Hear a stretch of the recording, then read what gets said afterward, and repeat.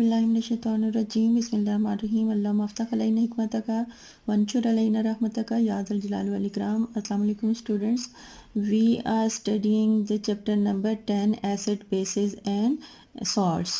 In this chapter our today's topic is self ionization or auto ionization of water.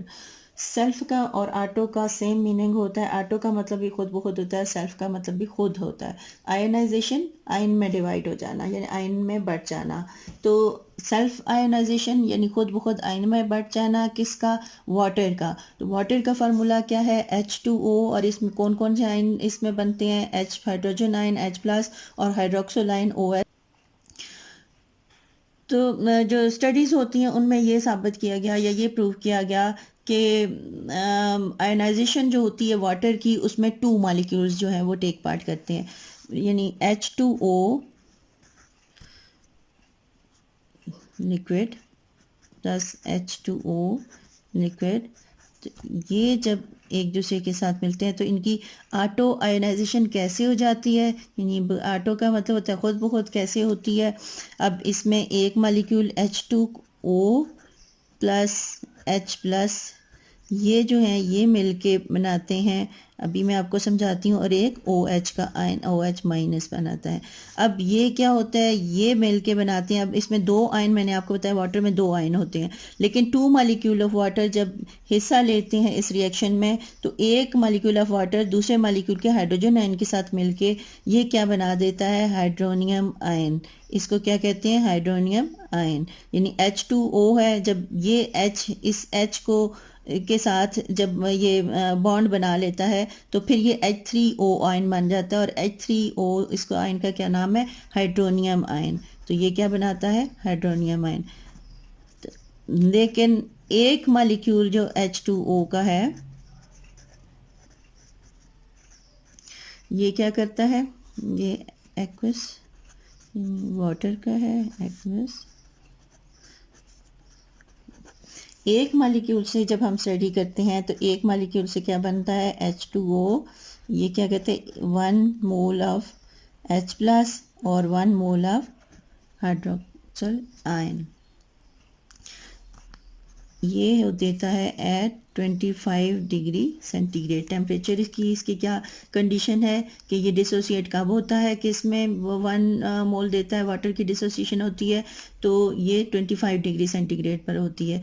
अब आपने पिछले chapter में बहुत अच्छी तरह डिसोसिएशन आपने जो इक्विलिब्रियम कांस्टेंट पढ़ा था कि जब ये इक्विलिब्रियम पे होते हैं तो इसका इक्विलिब्रियम कांस्टेंट क्या होगा, वो कैसे लिखते हैं रिएक्शन के लिए? KC इज इक्वल टू, ऊपर प्रोडक्ट आती हैं और नीचे क्या आता है? ऊपर प्रोडक्ट की कंसंट्रेशन और नीचे रिएक्टेंट की कंसंट्रेशन। प्रोडक्ट में 2 हैं, एक है H+, कंसंट्रेशन के लिए स्क्वायर ब्रैकेट लगाते हैं, और दूसरा क्या है? OH-, और नीचे क्या हमारे पास? H2O, कंसंट्रेशन के लिए ये लगा लिया ब्रैकेट। अब आपको मैं अपनी वीडियोस में कई दफ़ा बता चुकी हूँ कि इक्वेशन में जब भी किसी टर्म की साइड चेंज की जाती है तो उसमें क्या कंडीशन होती है कि अगर एक साइड पे प्लस है वो टर्म तो दूसरी साइड पे जाके माइनस हो जाएगी, अगर एक साइड पे माइनस है तो दूसरी साइड पे प्लस हो जाएगी। इसी तरह मल्टीप्लिकेशन डिवाइड में और डिवीजन मल्टीप्लिकेशन में चेंज हो जाती है। अब हमने ये जो टर्म है इसको अगर इधर लेके आएंगे जहाँ पर ये क्या हो रहा है, यहाँ पे डिवाइड हो रही है, इसको हम लेफ्ट हैंड साइड पे लेके आएंगे तो क्या होगा? ये मल्टीप्लाई हो जाएगी। तो अब यहाँ पर इसको लेके आए KC इज इक्वल टू, इसको हमने इधर लेके आना है तो ये मल्टीप्लाई हो जाएगी। तो इज इक्वल टू लगाने से पहले इसको इधर लिख लें, डॉट लगा दें। ये मल्टीप्लिकेशन के लिए मैंने डॉट लगाया। ये आ गया H2O की कंसंट्रेशन, ये किसके इक्वल आ जाएगी? H+ और OH-। अब ये K किसका है? कांस्टेंट का। कांस्टेंट का क्या मतलब होता है कि ये टर्म जो है हमेशा कांस्टेंट रहती है, यानी इसमें कोई चेंज नहीं आती।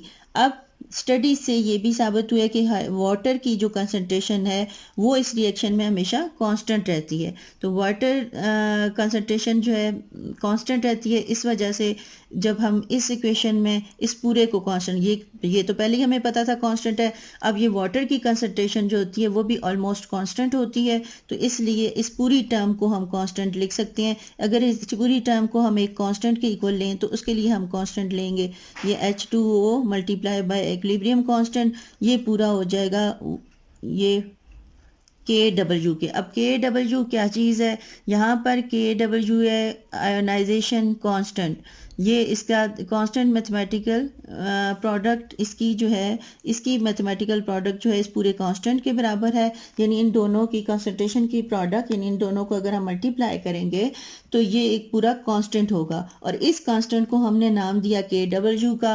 और KW क्या चीज़ है, ये आयोनाइजेशन कांस्टेंट ऑफ वाटर है, W वाटर के लिए और K जो है आयोनाइजेशन कांस्टेंट के लिए। तो ये कांस्टेंट अगर हम यहाँ पर इसकी जगह ये KW लिख लें तो ये इक्वेशन क्या बन जाएगी, इसकी जगह, इस पूरे की जगह हम क्या लिख लेंगे, KW, क्योंकि ये KW के बराबर हमने किया ये equilibrium constant multiply by water की concentration is equal to ionisation constant of water.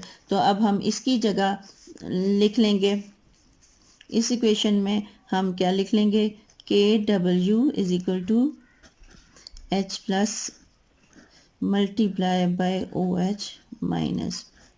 अब क्या है कि इन दोनों का जो प्रोडक्ट है, प्रोडक्ट का मतलब होता है मल्टीप्लाई करना, यानी इन दोनों की कंसंट्रेशन को हम मल्टीप्लाई करेंगे तो वो डिसोसिएशन कांस्टेंट के इक्वल होगी, वाटर की आयोनाइजेशन कांस्टेंट के इक्वल होगा। तो हम क्या है कि हमें पहले भी जो हमने कंडक्टिविटी एक्सपेरिमेंट से यही हमें पता चला कि ये जो प्रोडक्ट होती है वो किसके इक्वल होती है, यानी इसका जो मैथमेटिकल आंसर या इसकी वैल्यू क्या होती है कि इनका जो प्रोडक्ट है, हमें स्टडी से पता चला कि ये जो वैल्यू होती है ये इक्वल होती है 1 multiply by 10 raise to power 14 mole per decimetre cube. तो ये स्टडीज से शो हुआ है, यहाँ पर हम लिख भी लेते हैं, ये हमने जो स्टडीज पहले से एक्सपेरिमेंट्स किए थे या स्टडीज की थी, तो studies shows that H plus और multiply by OH minus is equal to, ये इसकी आगे वैल्यू दी हुई है कि ये इसके इक्वल है। और ये इसके लिए कंडीशन क्या हमने ऊपर बताई थी कि कंडीशन इसकी क्या है, ये 25 डिग्री सेंटीग्रेड पर है। इसकी कंडीशन अगर टेम्परेचर चेंज करेंगे तो ये वैल्यू भी साथ साथ चेंज हो जाएगी। तो अब हम क्या कह सकते हैं कि अगर हम इसमें इसकी वैल्यू लगा लें तो हम क्या कहेंगे कि ये किसके इक्वल होगा, H प्लस और OH माइनस, इनकी मैथमेटिकल वैल्यू क्या है, वो है 1 multiply by 10 raise to power minus 14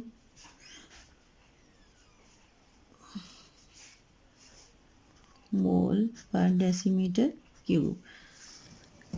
अब हमें ये भी पता है कि एक मोल, मैंने आपको शुरू में बताया था, एक मोल ऑफ वाटर जो है वो प्रोड्यूस करता है 1 H plus ion and 1 OH ion. एक यहाँ पर ये देखें, ये 1 मोल है तो एक H प्लस इसने प्रोड्यूस किया और एक OH प्रोड्यूस किया, ये इक्वेशन से भी हमें पता चल रहा है। तो इसका मतलब है कि इन दोनों की जो कॉन्सेंट्रेशन होती है वो क्या होती है, सेम होती है।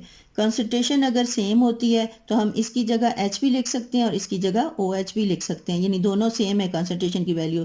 यानी अब फर्ज कर लेती हैं कि इसकी जो है कंसंट्रेशन यहाँ पर जो है वो कोई भी वैल्यू हो, X कर लें तो इसकी भी X होगी, अगर इसकी हम Y कर लें तो इसकी भी Y होगी।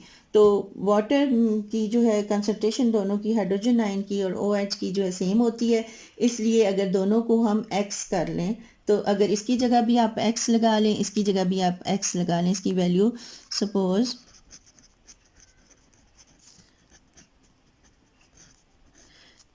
H plus is equal to X, then OH will also be X। तो यहाँ पर क्या आ जाएगा, अब हम लेंगे, अब X, इसकी वैल्यू भी X लगा लेंगे और इसकी वैल्यू भी X लगा लेंगे, तो ये X, उसको भी आप X लिख लें, तो ये किसके इक्वल है, 1 multiply by 10 raise to power minus 14। अब ये आ गया X square is equal to 1 multiply by 10 raise to power minus 14।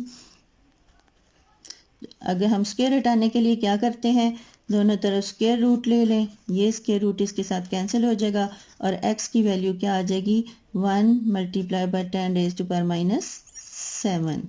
तो इसका मतलब है हमारे पास x किसके इक्वल हमने लिया था, H प्लस के, तो it means that x is equal to H plus ion is equal to 1 multiply by 10 raise to power minus 7। इसलिए और OH भी चूंकि इसके इक्वल है तो OH भी किसके इक्वल आएगा, 1 raise to power 10 raise to power minus 7 mole के इक्वल। तो दोनों का सेम होता है, अगर दोनों का प्रोडक्ट लें तो 1 multiply by 10 raise to power minus 14 आएगा, अगर हमने यहाँ पर प्रूव कर लिया। अब हमारे पास जो आयोनाइजेशन कांस्टेंट की इक्वेशन थी ये आई थी, पीछे हमने प्रूव किया, ये देखें यहाँ पर पीछे हमने प्रूव किया था कि ionization constant is equal to product of H plus ion and OH ion. अब यहाँ पर हमने दोनों की वैल्यू फाइंड आउट कर ली, अब हम यहाँ पर इनकी वैल्यू लगा के हम क्या करेंगे, KW की वैल्यू निकालेंगे। तो आप ये देखें कि H प्लस की वैल्यू हमारे पास क्या आई थी, 1 multiply by 10 raise to power minus 7, और दूसरे की वैल्यू हमारे पास कितनी आई थी, वो भी इसकी वैल्यू भी लगा लें तो वो भी सेम वैल्यू है। तो अब हम दोनों की वैल्यू लगा लेंगे तो हमारे पास किसकी वैल्यू आ जाएगी, हमारे पास इसकी मोल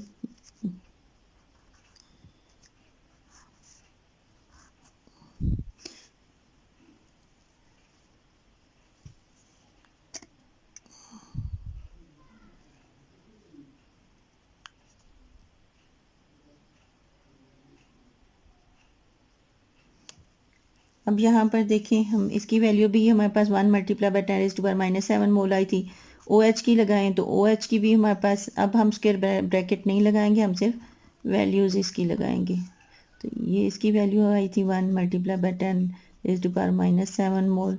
तो हमारे पास KW की क्या वैल्यू हो जाएगी, 1 multiply by 10 raise to power minus 14 mole, एक ये मोल और एक ये मोल, तो ये क्या आ जाएगा, इसका स्क्वायर आ जाएगा। तो ये हमारे पास किसकी वैल्यू आ गई, हमारे पास ये आ गई हमारे पास आयनाइजेशन कांस्टेंट। कि हमने क्या पढ़ा आज, हमने पढ़ा कि वाटर की सेल्फ आयनाइजेशन या ऑटो आयनाइजेशन। अब वाटर का formula H2O, 1 molecule of water, water जो है वीक इलेक्ट्रोलाइट होता है, ये बात आपने ध्यान में रखनी है।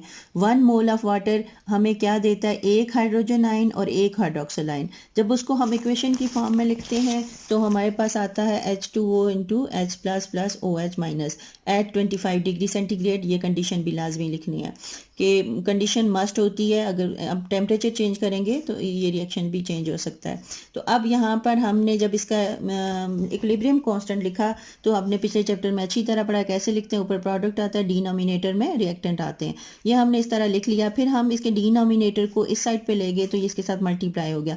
तो स्टडीज शोज दैट वाटर की कॉन्सेंट्रेशन ऑलमोस्ट सेम रहती है, तो सेम रहती है तो इसका मतलब है कांस्टेंट रहती है। तो कांस्टेंट और कांस्टेंट दोनों को हम एक और कांस्टेंट का नाम देते हैं और वो उसको हम दे देते हैं आयोनाइजेशन कांस्टेंट KW की इक्वल कर देते हैं। अब KW इक्वल आ जाता है इस प्रोडक्ट के। अब ये प्रोडक्ट क्योंकि दोनों की कॉन्सेंट्रेशन सेम होती है, अब ये वैल्यू जब हम लगाते हैं तो दोनों की वैल्यू हमारे पास आ जाती है 1 मल्टीप्लाई बाय 10 माइनस 7 मोल। अब हम जब इसकी इक्वेशन में लगाते हैं आयोनाइजेशन कांस्टेंट के लिए तो दोनों की हम कॉन्सेंट्रेशन लिखेंगे तो हमारे पास आयोनाइजेशन कांस्टेंट की वैल्यू आ जाएगी, वो क्या है, 1 multiply by 10 raise to power minus 14 mole square. खुश रहिए, खुशियाँ बांटिए, अल्लाह हाफिज़।